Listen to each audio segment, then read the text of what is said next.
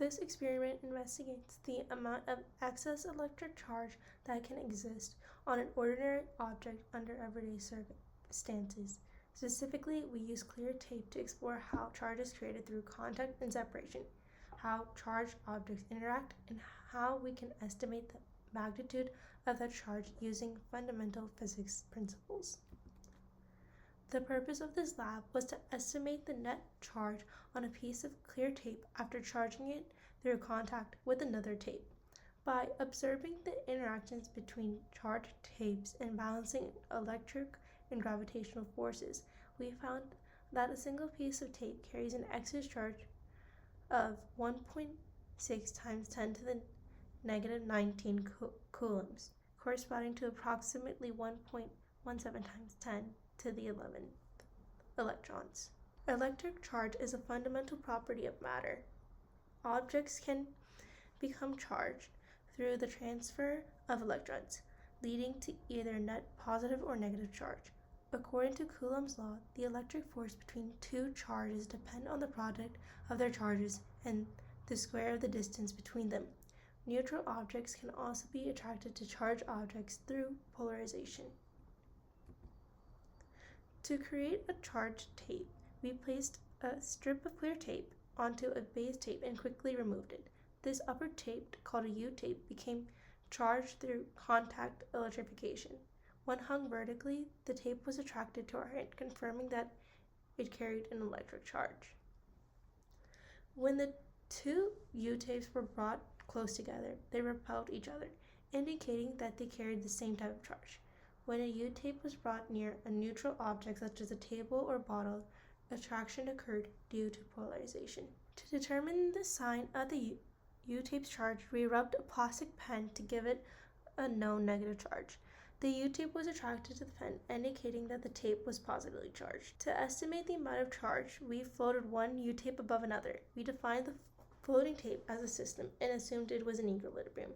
Since its vertical acceleration was 0, the net vertical forces on the tape was also 0. The two dominant vertical forces acting on the tape was gravity and electric repulsion from the lower tape.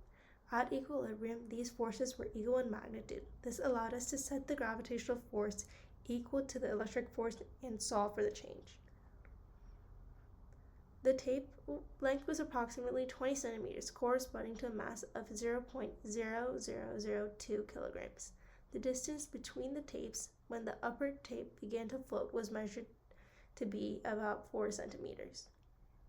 Using these values, we calculated the charge on one piece of tape to be approximately 1.6 times 10 to the negative 19th.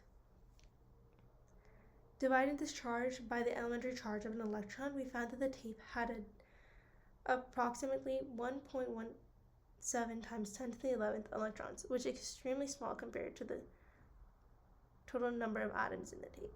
In addition to the physical experiment, we created a computational model using glow script to represent the electrical reaction between two charged tapes. In this model, each tape was approximated as a point charge located at its center. This simplification allowed us to apply Coulomb's law directly while still capturing the essential physics of the interaction. The code calculates the electric force between the two charges using Coulomb's law.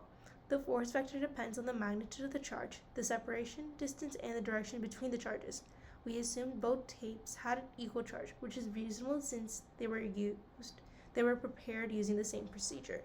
Sources of error include air humidity, uncertainty in distance measurements, and the assumption that the charge is concentrated at one point, and variations on how the tape was prepared. These factors could affect the accuracy of the charge estimate. For our what if and why, if electrons had positive charge and protons had negative charge, the interaction we observed would remain the same. Like charges would still repair and opposite charges would still attract. Only the sign we assigned to the charge on the tape would change, not the physical behavior. It is important to handle the charged tapes as little as possible because touching them allows charge to transfer to our hands or to other objects.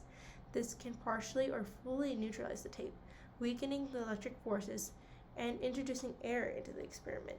In conclusion, we successfully estimated the amount of excess charge on a piece of clear tape using simple materials and fundamental physics principle. This experiment showed that everyday objects can carry measurable electrical charge even though only a very small number of electrons are involved. Thank you.